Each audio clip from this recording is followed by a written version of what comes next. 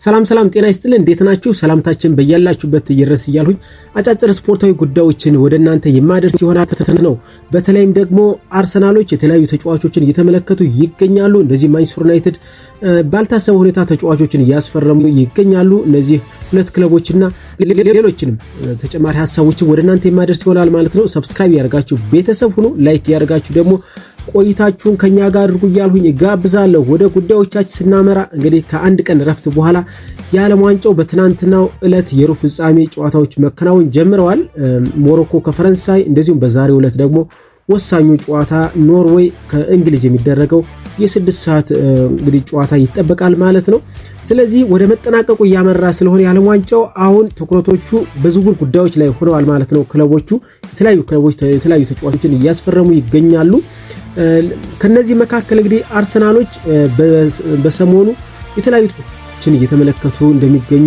ሲዘገብ ቆይቷል በትናንትናው ዕለት ግን ስለ ብሩኖ ጊማሬሽ ብዙ ዘገባዎች ሲዘገቡ ውለዋል እንደዚህም ደግሞ አመሻሽ ላይ የተለያዩ አዳዲስ ጉዳዮች ተነስተዋል እነሱ ወደናንተ ለማድረስ ያክል አርሰናሎች እንግዲህ ኤዱ ጋስፐር የስፖርቲንግ ዳይሬክተር በነበረበት ሰዓት በአርሰናል ማለት ነው ይህ ተጫዋች ወደ አርሰናል ለማምጣት ሙከራ ሲያደርግ እንደነበረ ሲዘገብ ነበር በወቅቱ በብራዚል ያለ ማለት ነው ተጫዋቹ ገና አትሌቲኮ ፓላሬኒስ በነበረበት ሰዓት ወደ ሊዮን ከመሄዱ በፊት ማለት ነው እንግዲህ አርሰናሎች ሲፈልጉት ነበር ከዛም ቆይታውን እንግዲህ በሊዮን በፈረንሳይ አድርጎ በ2022 ነው ኒውካስል ዩናይትድን የተቀላቀለው ስለዚህ አርሰናሎች በተደጋጋሚ ከዚህ ተጫዋች ጋር ፍላጎታቸውን ሲገልጹ ነበር በኒውካስል ዩናይትድ ያለ በነገራችን ላይ ዴክላን ራይስ ከመፈረመው በፊትም እንደዚሁ ስሙ ሲነሳ ነበር ባለፈው አመትም ከማርቲን ዙቢሜንዲ በፊት እንደዚሁ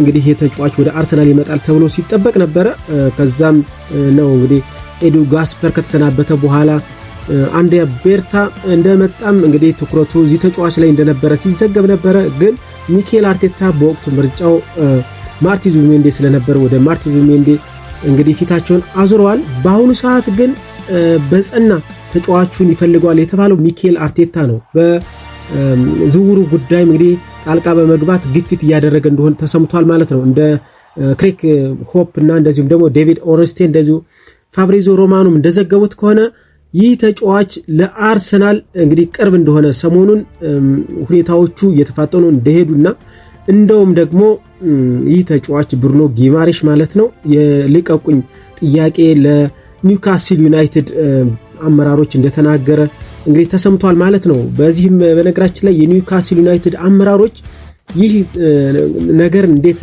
አፈትልኮ እንደወጣ በዚህም ቅሬታ እንደተሰማቸው ማለትም የብሩኖ ጊማሬሽ ሰዎች ናቸው ይሄንን ሊክ አደረጉት ተብሎ የሚታሰበው ምክንያቱም ጥያቄውን ያቀረበው በነገራችን ላይ ብሩኖ ጊማሬሽ አንኦፊሻል በሆነ ጉዳይ ነው እንጂ በደብዳቤ ማለትም እንግዲህ በኢሜል ወይም በፋክስ ሳይሆን በቃል ደረጃ ጥያቄውን እንዳቀረበና እንግዲህ የልቀቁኝ ጥያቄ ልቀቁኝ ወደ አርሰናል መሄድ ፈልጋለሁ የሚል ጥያቄ እንዳቀረበላቸው እንግዲህ በታማኝ ምንጮች ሁሉ ሲዘገብ ነበር ስለዚህ ይህ ተጫዋች ለአርሰናል እንግዲህ ቅርብ እንደሆነ ነው ብዙ ምንጮች እየገለጹ እንዳሉት የምንረዳው ማለት ነው ለዚህም እንግዲህ አርሰናሎች ለብሩኖ ጊማሬሽ ይፋዊ ጥያቄ ለማቅረብ እየተዘጋጁ እንደሆነና አርቴታም እሱን እፈልገዋለሁ ሲል እንግዲህ ጠበቅ አድርጎ እንደነገራቸውና ባለፈው የቀረበው ጥያቄ 55 ሚሊዮን ፓውንድ ጥያቄ ነው ውድቅ የተደረገው ሲል ተናግሯል ማለት ነው ፋብሪዞ ሮማኖ በሁለተኛው ጥያቄም ደግሞ 65 ሚሊዮን ፓውንድ እንደተደረገ ጥያቄ ቀርቦ ሁለቱም ጥያቄዎች ውድቅ እንደተደረጉ ፋብሪዞ ሮማኖ ግን እነዚህ ጥያቄዎች በነገራችን ላይ እስካሁን ድረስ የተከናወኑ ጥያቄዎች ሮስ ዊልሰን ያ ማለት የኒውካስል ስፖርቲንግ ዳይሬክተር ይህ ጉዳይ ለኛ ምንም የደረሰን ነገር የለም ሲሉ እንግዲህ ሐሳባቸውን ሰጥተዋል የኒውካስል ዩናይትድ ዳይሬክተር ያ ማለት ምንድነው ኦፊሻል በሆነ መንገድ አይደለም አርሰናል እስካሁን ድረስ ጥያቄውን ያቀረበው ያ ማለት በቃል ደረጃ ጥያቄውን አቀረበ በቃል ደረጃ ሁኔታዎችን ለማመቻቸት ሞከረ እንጂ ኦፊሻል በሆነ መንገድ ዶክመንትድ በሆነ ጉዳይ ጥያቄውን እንዳላቀረበ ነው እስካሁን ድረስ እየተዘገቡ ያሉት ያ ማለት ግን ጥያቄውን ለማቅረብ ሁሉም ነገር እንዳጠናቀቁ እንደጨረሰና በተለይም ደግሞ ከልጁ ጋር ከብሩኖ ጊማሬሽ ጋር እንደውም የመጨረሻ ስምምነት ሁሉ እንደደረሱ እስከ 2031 በአርሰናል ለመቆየት ፊርማ ለመፈራረም እንደተስማማና በግል ጥቅማጥቅሞች ጉዳይም እንደጨረሰ እንግዲህ ብዙ ዘገባዎች እየወጡ ይገኛሉ። ስለዚህ በነገራችን ላይ የኒውካስል ዩናይትድ አመራሮች ቢሆኑም የልጁን ጥያቄ እንግዲህ ወደ ጎን ያደርጉታል ተብሎ አይታሰብም። ምክንያቱም ብሩኖ ጊማሬሽ እንግዲህ በተለያዩ ክለቦች ከዚህ በፊት ሲፈለግ ጥያቄዎችን ሁሉ ውድቅ እያደረገ በኒውካስል መቆየትን ምርጫው አድርጎ ቆይቷል ማለት ነው። የኒውካስል ዩናይትድ ፕሮጀክትን እንደዚሁ እምነት አሳድሮ እስከዛሬ ድረስ እንደቆየ ይረዳሉ። በአሁኑ ሰዓት ግን ያ ፕሮጀክት ፌል እንዳደረገና እነ ቶናሊም ክለቡን እየለቀቁ ሲሄዱ እንደዚሁም ደግሞ ባለፈው ዓመትም አሌክሳንደር ኢዛክ እንደዚሁም አንቶኒዮ ጎርደን ክለቡን እየለቀቁ ሲሄዱ የሱ ጉዳይ እንግዲህ ጥርጣሬ ውስጥ ስለገባው እድሜው ደግሞ 28 ዓመት ስለደረሰ እንደዚህ አይነት እድሎችን እንዲጠቀም ሊፈቅዱለት እንደሚችሉ እና ጥያቄውንም ምንም እንኳን እስካሁን ድረስ አንቀበልም የሚል ጥያቄ መልስ ቢመልሱም ለአርሰናሎች ግን ጥያቄውን ሊያጠኑት እንደሚችሉ ሰሞኑን ደግሞ ሁለት ተጫዋቾችንም እንደዚሁ ለማስፈረም ስምምነት ላይ እንደደረሱ ይታሰባል። ስለዚህ እነዚህ ሁለት ተጫዋቾችም ለማስፈረም ጥረት ያደረጉት እነዚህ በቶናሊና እንደዚሁም ደግሞ በብሩኖ ጊማሬሽ ጉዳይ እንግዲህ ሐሳባቸውን ለመቀየር ስላሰቡ እንደሆነ ቶናሊ ኦሬዲ ወደ ቶተንሃም አምርቷል። ብሩኖ ጊማሬሽም እንግዲህ ሐሳባቸውን ለመቀየርና የሱን ጥያቄ ለመቀበል እንግዲህ እንዳደረጋቸው ነው የተለያዩ ምንጮች እየተዘገበ ያለው። ስለዚህ በእነዚህ በመጪዎች ሳምንታት እና በመጪዎች ቀናት እድገቱ እየተፋጠነ እንደሚሄድ ደግሞ የጥያቄው እድገት ማለት ነው ፋብሪዞ ሮማኖ ዘግቦታል። ስለዚህ በዛሬው ዕለት አዲስ ነገር ሊኖር ይችላል ከሰዓት በኋላ ወይም ደግሞ በእነዚህ ቀናት ምክንያቱም ልጁ በአሁኑ ሰዓት የዓለም ዋንጫ ብራዚል በአሁኑ ሰዓት ስለሌለችበት ወኪሎቹም ይሄንን ጉዳይ ለመነጋገር ከዚህ በፊት እሱ በዓለም ዋንጫው እየተሳተፈ በነበረበት ወቅት እያከናወኑ ስለነበረ በእነዚህ በቀሪው ቀናት ውስጥ ነገሮቹ ሊለወጡና ይህ ልጅ ወደ አርሰናል ሊመጣ እንደሚችል እየተዘገበ ይገኛል። በሌላ በኩል አርሰናሎች እንግዲህ የሞርጋን ሮጀርስ ጉዳይ ነው። ሞርጋን ሮጀርስ እንደዚሁ አስቶን ቪላም አይሸጥም የሚል ሐሳባቸውን እንደያዙ ተሰምቷል። ሆኖም ግን አሁንም ተጫዋቹ ሞርጋን ሮጀርስ ልቀቁኝ የሚል ጥያቄ እንደዚሁ ለአስቶን ቪላ አመራሮች እንደተናገረ ተሰምቷል ማለት ነው። ስለዚህ ሞርጋን ሮጀርስ ደግሞ አንድ አማራጭ ነው ያስቀመጠው ነው የሚባለው። ያም ማለት መልቀቅ ካለብኝ መቀላቀል የምፈልገው ክለብ አርሰናል ነው። ስለዚህ ለአርሰናል እንድቀላቀል ደግሞ ፍቃድ ማትሰጡኝ ከሆነ ግን በአስቶን ቪላ ብቆይም ቅር አልሰኝም ሲል እንግዲህ ጥያቄ እንዳቀረበላቸው ተሰምቷል ማለት ነው። ስለዚህ አርሰናሎች ደግሞ ሞርጋን ሮጀርስን እንደሚያስፈርሙት እርግጠኞች እንደሆኑ እንግዲህ የተለያዩ ምንጮች እየገለጹ ይገኛሉ። ስለዚህ ከዓለም ዋንጫ በኋላ ይሄ ነገር ደግሞ ሊፋጠን እንደሚችል እየተዘገበ ይገኛል። በትናንትናው ዕለት የተለያዩ አዳዲስ ጉዳዮች እንደዚሁ ተሰምተዋል። ቀደም ሲል እንደነገርኳችሁ እንግዲህ ኤሊያን ሚስሌር በነፃ ዝውውር ከሊድስ ዩናይትድ ወደ አርሰናል እንደተዘዋወረ እንግዲህ ጠቅሼላችኋለሁ። ሌላው ደግሞ እንደዚሁ በትናንትናው ዕለት እንግዲህ ነገሩ ገፋ ብሎ እንደመጣ የተነገረው የክሪስቶስ ዞሊስ ጉዳይ ነው። ይህ የክለብ ብሩጅ ተጫዋች እንግዲህ በጣም ጥሩ የሚባል አቋሙን እያሳየ ይገኛል ማለት ነው። በክለብ ብሩጅ በሻምፒዮንስ ሊጉም እንግዲህ ተመልክተነዋል። ከአርሰናል ጋር በነበረው ጨዋታም እንደዚሁ የተመለከተነው ተጫዋች ነው። በሊጉም እንግዲህ ምርጥ ከሚባሉ ተጫዋቾች መካከል ግንባር ቀደም የሆነና ተሸላሚ የሆነ ተጫዋች ነው። ይህ ተጫዋች በ38 ሚሊዮን ዩሮ አርሰናል ለመቀላቀል እንደተቃረበና ተጫዋቹ የትሮሳርድ ተተኪ ሆኖ ኤሚሬትስ የሚደርስ እንደሚሆን ድርድሩ በ38 ሚሊዮን ፓውንድ ለመጠናቀቅ ከጫፍ እንደደረሰ እንግዲህ ክሪስ ዊትሊ ዘግቦታል በትናንትናው ምሽት። ስለዚህ ይህ ተጫዋች ደግሞ ወደ አርሰናል የሚመጣው ሌላኛው ተጫዋች ነው።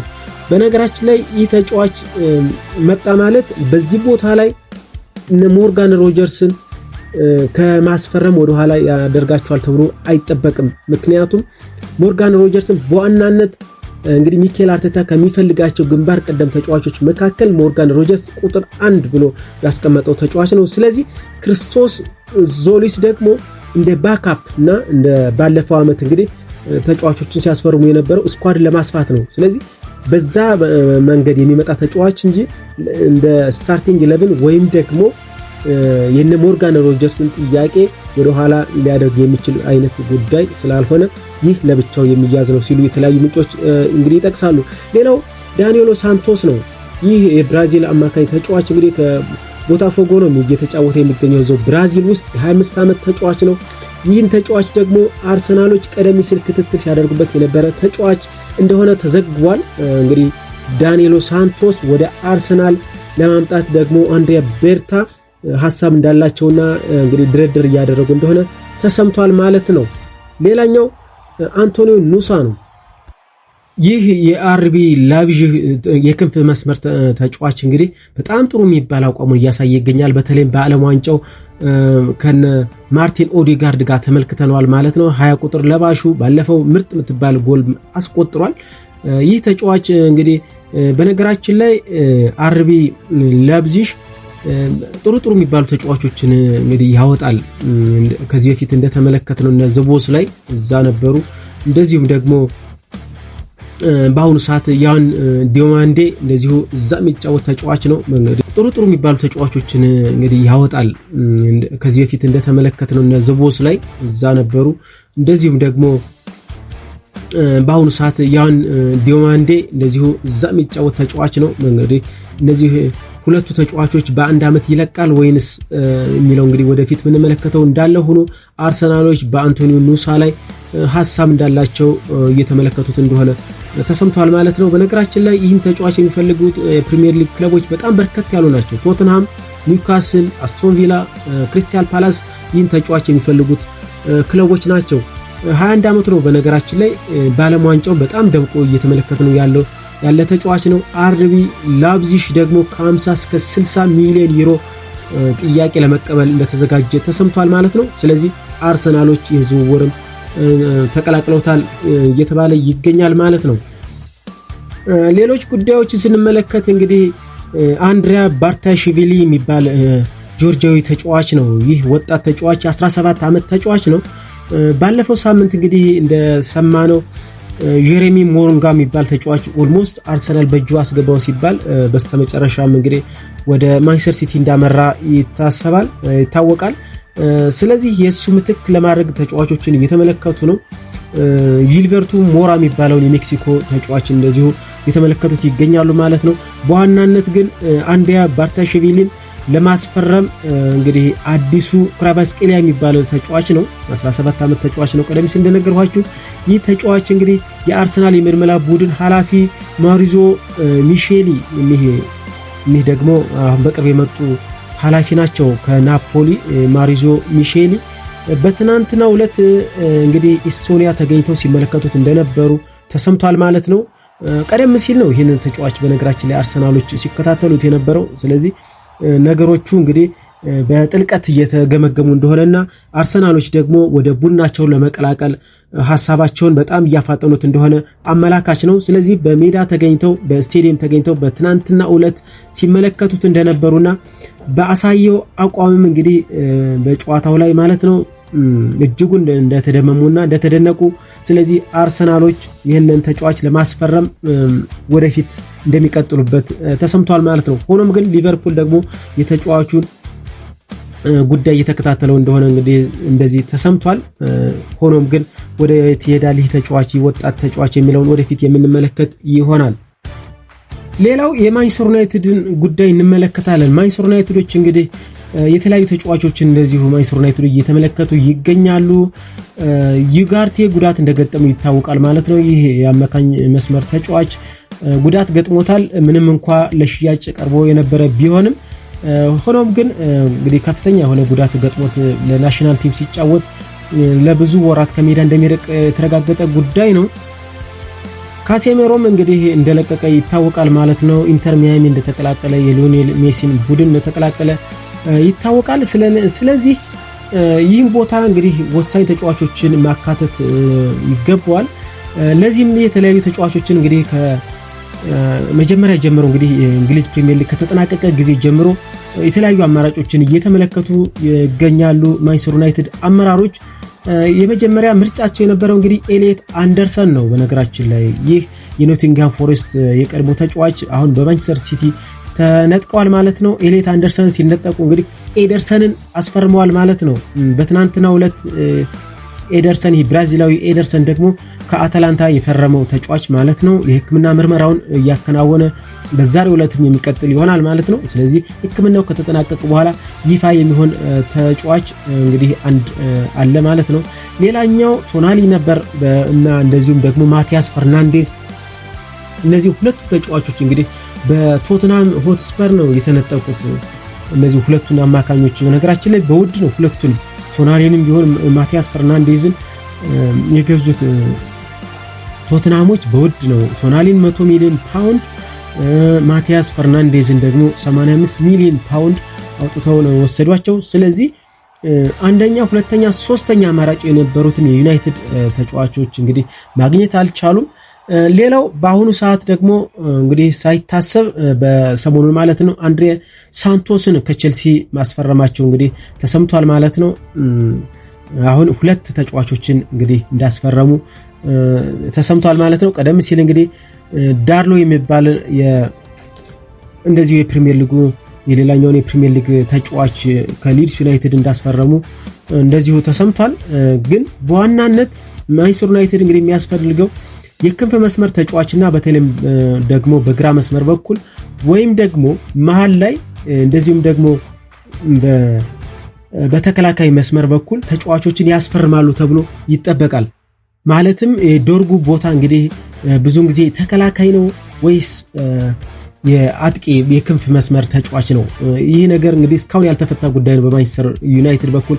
ይህ ተጫዋች እንግዲህ ወደፊት የሚሄድ ከሆነ በተከላካይ በሱ ቦታ ላይ የሚጫወት በግራ መስመር በኩል ማለት ነው ተጫዋች ሊያስፈርሙ ይችላሉ። አለበለዚያ ደግሞ እሱ እዛ ጋር የሚሆን ከሆነ በግራ መስመር በኩል እንግዲህ የግራ መስመር አጥቂ ተጫዋች የክንፍ መስመር አጥቂ ተጫዋች ሊያስፈርሙ ይችላሉ እና አማካኝ መስመር ደግሞ አንገብጋቢ ጉዳይ ነው የማንቸስተር ዩናይትድ። ሆኖም ግን በነገራችን ላይ ተለቅ ያሉ ተጫዋቾችን ማለትም በአሁኑ ሰዓት እንግዲህ አንድሬ ሳንቶስ እና ኤደርሰን ከነሱ በላይ ከፍ ያለ ተጫዋች ያስፈርማል ብለን እንግዲህ ብዙዎቻችን ጠብቀን ነበረ። ሆኖም ግን እነዚህም ተጫዋቾች ኤደርሰን በጣም ምርጥ የሚባል ተጫዋች ነው በነገራችን ላይ በጣም በቃ ቤስት የሚባል ተጫዋች ነው። አንድሬ ሳንቶስ ግን በቼልሲ በኩል እንግዲህ ቼልሲዎች ብዙ ተጫዋቾችን ያስፈርማሉ፣ በየጊዜው ይገዛሉ፣ እንደዚሁም ደግሞ ይሸጣሉ። ስለዚህ በደንብ ሴትል የሆነ ተጫዋች አለ ብሎ እና አቅማቸው እንደዚህ ነው ለማለት በጣም ያስቸግራል። ከኤንዞ ፈርናንዴዝ እና እንደዚሁም ደግሞ ከካይሴዶ ውጪ ብዙዎች እንግዲህ እዛ መስመር ላይ እንግዲህ ወጣ ገባ የሚሉ ተጫዋቾች ነው። ስለዚህ እነዚህ ቦታ ላይ ነው አንድሬ ሳንቶስ የሚጫወተው።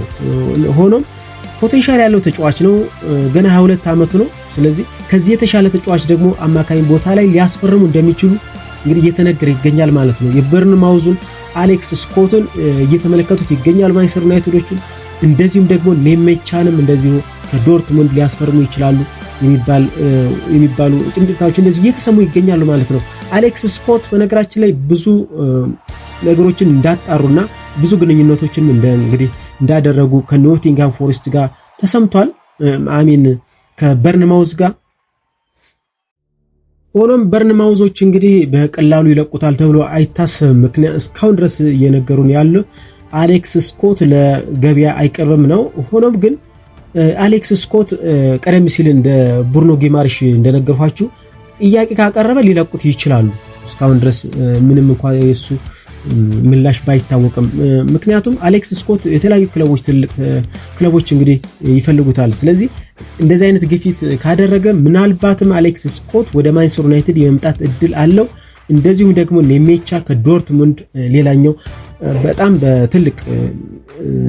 በትልቁ የሚነገርለት ተጫዋች ነው በነገራችን ላይ ኔሜቻ።